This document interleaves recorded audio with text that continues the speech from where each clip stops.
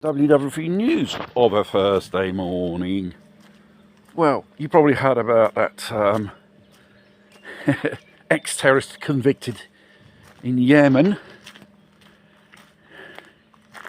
in 2003, which is running for public office as a councillor in Birmingham.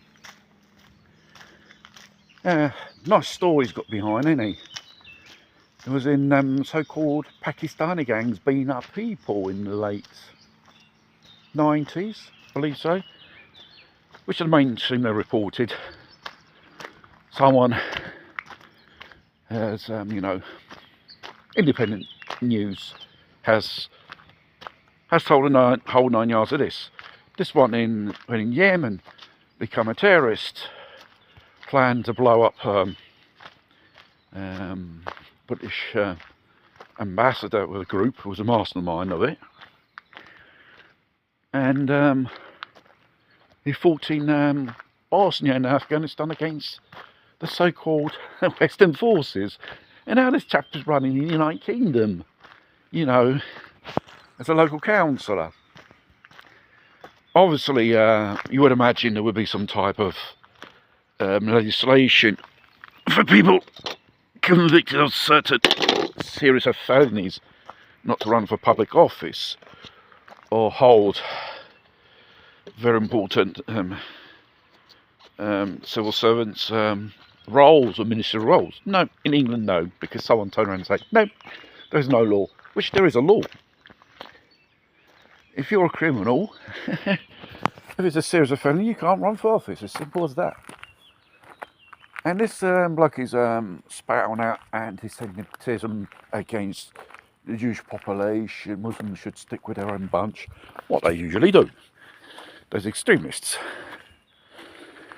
Not your moderate, common sense Muslim, which doesn't tend to be weaponized by this type of religion.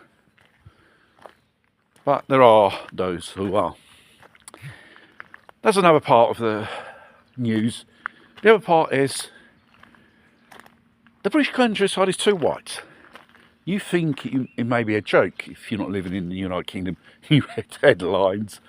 No, ministry which deals with this type of jibby-jabby stuff says we should make these ethnic minorities more comfortable in the English countryside. People should keep the dogs on their leads because they're scared of that.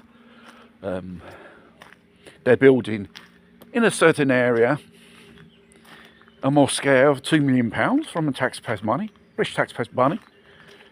And regarding a children's home, no, it wasn't granted build permission because children make too much noise. What are you expecting a playground or any institution like that? Children do make noise. They're young. They've got to blow off a bit of steam. And complaints of these rural pubs and stuff like that, or even pubs even down the road. Obviously the discussion about bacon not be served in schools, school dinners and stuff like that. It's an absolute joke. If you read it, it's a joke, but no, this is serious shit, it is. Let's call it inclusive, the word. Very interesting word it is. They want to spread the population of these ethnic minorities, which they live in ghettos. Don't forget about that, boys and girls and transgenders. Yeah. And this is an government policy from the Labour Party, believe it or not. It goes to show it's a form of racism against the majority of the people who live in the United Kingdom. You can be born there, could have your background, ancestors which go back for generations and generations. That is at risk. Don't want to move these ethnic groups from Luton, Bradford, Birmingham, into the countryside. And the British countryside is too racist for them. You're living in Great Britain. This is British rural, culture. I used to live in the United Kingdom so many years ago. I was born there. I should say 55 years ago. And I don't have no problems with British culture. I think it's not that bad. It's good. It may not be perfect, but it's got a lot of history and traditions behind it.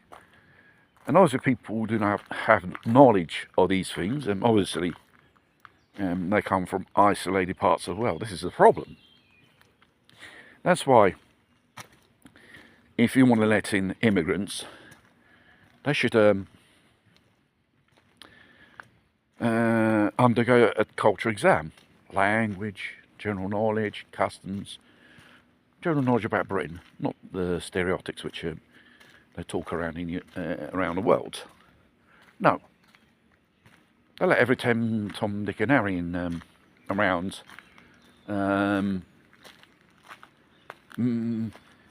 These immigrant children regarding the English language. Half of them, they don't even speak it, or don't even speak properly. All basic skills are read and write and stuff like that. It goes to show Britain could be a trampoline for a total cancellation of Western culture in Europe. And Britain, I think, is the testing ground for these things.